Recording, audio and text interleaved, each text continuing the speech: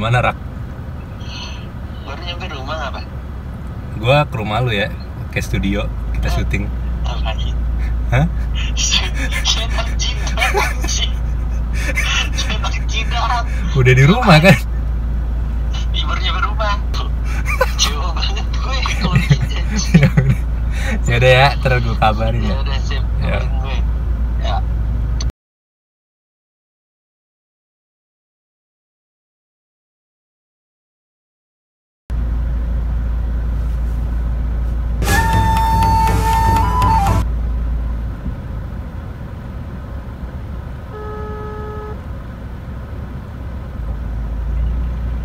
Halo, Jak. Dris,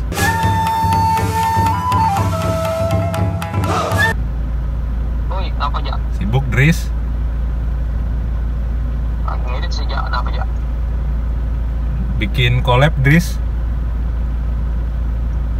Apa? Hari ini Dris, sekarang? Orang gila lu. Hari ini nggak bisa nih. Oh iya, udah boleh. Hari ini nggak bisa, anjay. Kenapa nggak bisa? Ya full gua ngerjain video sampai hari Rabu. Habis Kalau- itu baru hari Kamis sampai hari Sabtu tuh Minggu gua free. Kalau gua tiba-tiba udah ada di depan rumah lu gimana Dris? Wah, si anjay emang gila lu. Lu bakal ngusir gua? Kagak kan? Agak sih. Emang lu tahu rumah gua di mana? Lu kan mau pindah kesini, anjay. Bener juga lu. Ya udah Dris. Tipu. Ya udah Dris. Iya. Thank you ya. Yo, Iya. yo. Ada. Ya kita mesti beli kamera dah habis ini mau buat syuting di rumah aja dah, biar nggak jauh-jauh amat dan nggak ribet nungguin Nggak orang-orang. ada kamera. Kamera mana?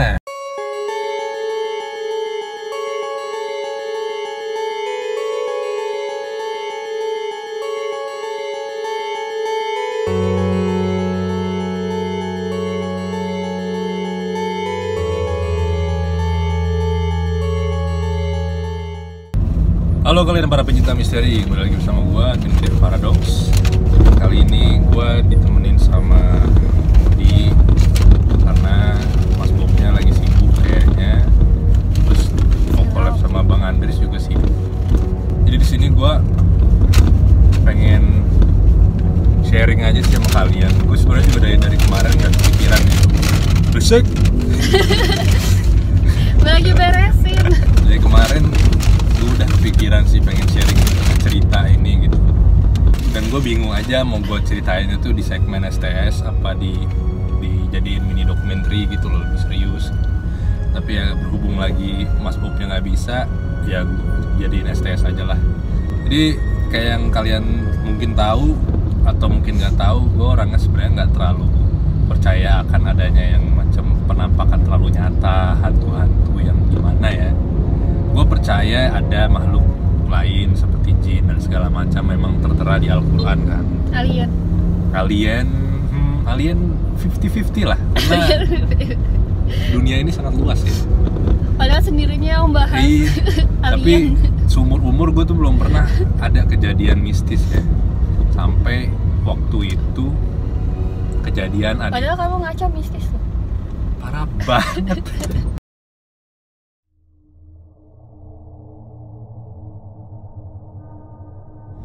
Jadi sedikit backstory, adik gua itu dulu sebelum kejadian ini gampang penyakitan,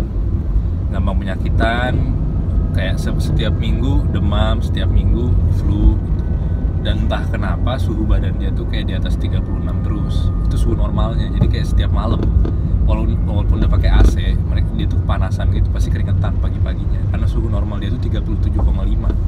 Entah dari mana, soalnya tuh keluarga gue juga nggak terlalu ini gitu, nggak terlalu orang yang kayak percaya orang pinter atau apa gitu loh, yang normal aja lah gitu loh. Tapi entah kenapa waktu itu katanya direkomendasiin sama saudaranya bokap gue, jadi bude gue, dan itu dia bilang bukan orang pintar gitu loh, jadi semacam kayak medium lah, semacam medium aja gitu loh. Akhirnya adik gue dibawa ke dia dan lokasinya tuh di Bandung. Kita sebut saja Om Rudi. Si Om Rudi ini lokasinya di Bandung. Jadi adik gue tuh waktu itu dalam keadaan demam, dibawa ke Bandung langsung ketemu dia ke rumahnya. Nah ini cerita dari orang tua gue, dan gue tahu orang tua gue biasanya nggak yang aneh-aneh gitu. Kalau misalkan cerita ya apa yang mereka lihat gitu loh. Jadi waktu itu pas dia datang, adik gue datang ke rumahnya, yang masuk pertama itu bokap gue ketemu sama si Om Rudi ini ke dalam. Pas baru salaman, si Om Rudi ini langsung ngomong, kalau coba kamu cek di mobil, waktu itu mobil gue mobil Evalia, coba kamu cek di mobil, di sana ada 3 batu kristal, dia bilang gitu. Baru datang udah langsung. Itu baru datang. Adik gue tuh waktu itu masih di mobil. Dia nyenderin kursi ini nih, kursi kayak semacam ini nih apa sih namanya, bagian senderan kepalanya ini. Dia di kursi belakang kan, dia senderin gini. Itu bokap gue belum balik ke mobil tuh, masih di dalam. Dia senderin begini, katanya berasa ada kayak jendolan, ada kayak di sini kayak kok tek gitu loh. Terus bokap gue pas datang, jadi adik gue tuh belum curiga lah, kayak baru ngerasain gitu. Terus bokap gue datang nanya gitu ke adik gue, coba cari nih, katanya di mobil ada 3 batu gitu.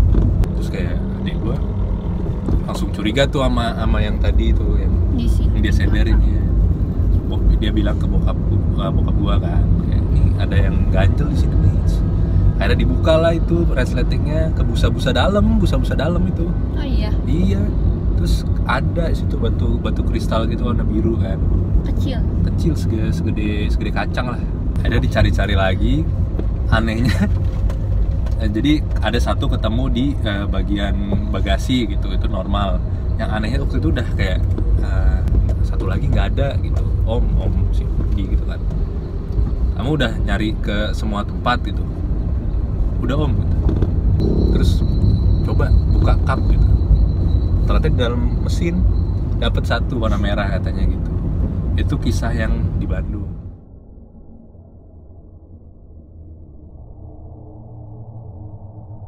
Jadi backstory lagi, lebih lama lagi gitu ya, kenapa orang tua gua spesialnya tuh nyokap gua tuh sampai mau ke si Om Rudi ini gitu. Karena keluarga gua tuh dari nenek gua, terus uyut gua gitu, tuh dia Islam ngejawen ya, kamu tahu sendiri kalau Islam ngejawen kan kadang-kadang ada yang kayak sedikit melenceng gitu kan dari ajaran. Contohnya dulu waktu yang ku lagi punya rumah gitu misalkan, atau enggak uyutku punya rumah, mereka tuh gali kepala kambing segala macem untuk kayak dijaga oleh jin-jinnya gitu loh, biar nggak terjadi aneh-aneh atau terjadi kemalingan atau segala macem ya. Nah yang kayak gitu-gitu dicurigain masih nempel gitu kan, makanya kayak alasan adikku sakit mulu, terus kayak dia mungkin yang suhu badannya itu normal tuh 37,5 gitu. Masuk ke segmen dimana mereka ngebawa Om Rudi ini ke Jakarta ke rumah, kayaknya mau cleansing gitu, kayak di film-film kan, rumahnya mau di cleansing gitu loh, mau dibersihin. Iya dibersihin, terlalu ini ya bahasanya. Akhirnya itu juga kita datangnya tuh kayak udah di mana akhir-akhir proses pembersihannya kan kalau nggak salah. Jadi tuh gua waktu itu pulang kantor ya, so, itu juga kaget karena mereka nggak ngasih kabar kalau si Om Rudi ini mau datang gitu kan. Nah di situ gue ngeliat dikit gitu kan, kayak dia, mbak gue tuh malam-malam kejadian dengan pembantu gue tuh malam-malam lagi nyiramin mobil gue pikir kok nyuci mobil malam-malam gitu kan. Terus gue lihat masih ada sisa-sisa sedikit tuh.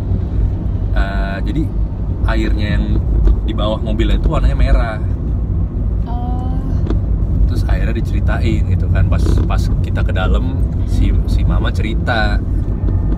Jadi ya gitu pas di cleansing banyak gitu barang-barang antik yang berhubungan sama perjanjian uyut-uyut gua sama yang gua tuh sama jin dulu gitu loh. Ada keris lah segala macem, nggak tahu nih fotonya. Waktu itu nggak sempet gua foto karena kayak gua nggak peduli gitu loh. Jadi waktu itu ketemu keris, ketemu batu-batu giok segala macem, itu juga posisinya tuh bukan yang gimana gitu, kayak katanya ya, ini katanya lagi keselip-selip di balik lemari segala macem gitu. Terus kayak akhirnya waktu itu kamu juga sempat lihat kan, ada di baskom di atas meja dapur tuh. Iya. Itu ditaruh di dalam air atau kayaknya air suci apa gitu. Jadi barang-barang kayak keris kecilnya tuh dimasukin situ, batu gioknya masukin situ, ada macam-macam lah barang-barang antik kuno Jawa gitulah. Nah terus ada apa dengan mobil yang disiram malam-malam itu? Jadi katanya jadi rumah gua kan bentuknya ada 2 rumah, satu rumah orang tua gua, satu rumah eyang gua gitu. Jadi kayak samping-sampingan, jadi kalau kenapa-napa gampang. Nah di rumah eyang gua tuh ada taman kecil. Taman kecil itu katanya di situ banyak penunggunya. Karena di situ banyak penunggunya, otomatis mobil yang diparkirin di dekat taman itu, si Evalia ini, itu juga banyak penunggunya katanya gitu. Makanya waktu itu si Om Rudi ini sempet kayak ngasih seance gitu, atau kayak ngasih doa atau apa gitu, baca surat terus disiram gitu kan.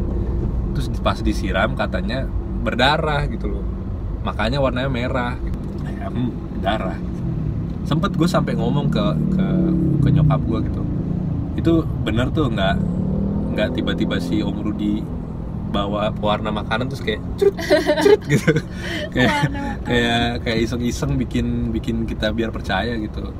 Tapi ya akhirnya memang pada mbak gue pun juga yang kayak mukanya tuh udah sampai melotot gitu loh, kayak itu mbak sendiri kok yang lihat gitu, pas disiram langsung ngocornya merah gitu, darah, dan apa katanya kental gitu loh, nggak kayak air biasa, kayak darah gitu, darah kental kan. Tamannya disiram berdarah, terus mobilnya disiram berdarah gitu. Katanya pas gua datang itu kayak udah akhir-akhir, udah darahnya tuh merahnya tuh udah merah pudar. Makanya pas gua lihat juga kayak merahnya tuh merah pudar gitu loh. Nah belum, setelah itu habis itu selesai disiram, darahnya keluar, katanya terakhir ketemu, jadi ada selembaran kertas di balik lemari. Jadi gue punya lemari buku gede banget, itu isinya buku-buku yang gue gitu kan.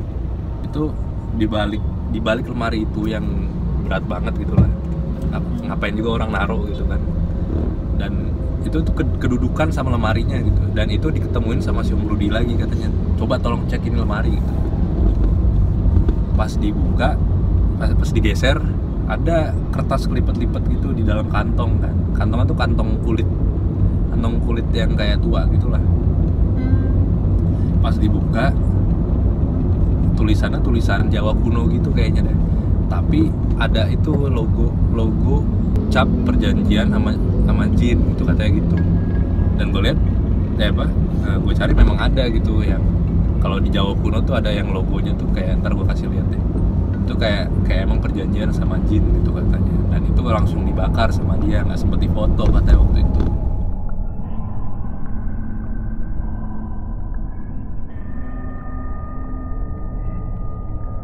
Nah setelah itu ada kejadiannya, gue yang ngerasain gitu, sama adik gue. Jadi lokasi barang-barang yang kuno-kuno itu ditaruhnya persis di ruangan depan kamar gua gitu loh. Dan adik gua juga dekat situ kamarnya waktu itu kan. Ujung-ujungnya adik gua ya literally abis itu nggak pernah sakit gitu, maksudnya kayak sakitnya normal, kayak ya udah kalau lagi serumah flu, kayak kena flu gitu. Terus itu ada kejadian pas setelah itu kan, biasa lah lagi insomnia waktu itu, sekitar jam 2, jam 3 pas, enggak 3 pas sih, jam 2.47an gitu. Ada yang ngetok kamarku, ada yang ngetok 3 kali, ingat banget, tok gitu. Terus langsung kaget kan. Ini persis nih ya timingnya nih, tok gitu. Oh gitu. Dan itu biasanya kalau kita ngetok kayak gitu. Ya. Secara refleks gitu. Pertama merinding kan, langsung gitu kan. Terus nah ini dulu dengan terbata-bata gitu kan manggil adik gue gitu. Terus ternyata nggak ada yang nyaut. Dari situ gue beraniin diri, gue keluar gitu kan. Ya udahlah, gue coba buka, nggak ada orang. Terus udah gue tutup lagi, terus gue tiduran lagi dong. terus kayak masih nonton YouTube lah kayak biasa. Terus akhirnya pas udah agak sayu-sayu ada lagi dong itu kayak tok tok tok Oh iya. tiga kali lagi. Terus gue iseng aja, kayak gue udah ngantuk kan, kayak udah gue isengin gitu, gue balik ke tok tok tok tok. Habis itu nggak ada yang bales sih gitu, tapi kayak itu kayak momen mistis pertama gue tuh sebenarnya itu sih yang benar-benar kayak, karena mungkin gue orangnya juga kurang percaya, jadi mungkin kayak gue sebenarnya udah ada sebuah penampakan tapi gue kayak yaudah itu cuman kayak bayangan kali atau apa gitu. Tapi kayak untuk beberapa cerita mungkin gue sedikit skeptik, tapi gue menghargai cerita nyokap gue gitu. Jadi itu kisah mistis yang sesekali seumur hidup gue yang gue alamin. Jadi gue mau cukur rambut dulu. Cepet banget, udah enggak sih, nggak berasa sih. Tapi ditemenin sama Modi dulu dah. kita stalking dia dari jarak kejauhan di dalam mobil lagi mau cukur rambut. Buat konten selanjutnya Reza akan menampilkan style rambut barunya. Coba kita lihat nanti di video selanjutnya. Bye bye. Jadi kayak gitu ceritanya guys. Kayak kalian mau percaya, kalian nggak mau percaya, itu up to you ya. Karena gue juga maksudnya ya udah itu persepsi orang-orang berbeda-beda, jadi gue menghargai. Kalau kalian pengen up to date dengan kisah misteri dan mistis yang seru lagi, jangan lupa like, komen, diskusi aja seperti biasa. Di bawah ini. Yoi. Terus subscribe jangan lupa pastinya. Kalau kalian yang mau konten misteri secara daily, bisa langsung mampir aja ke Instagram kita di @gpmisteri. Seperti biasa, salam mencekam dan misteri.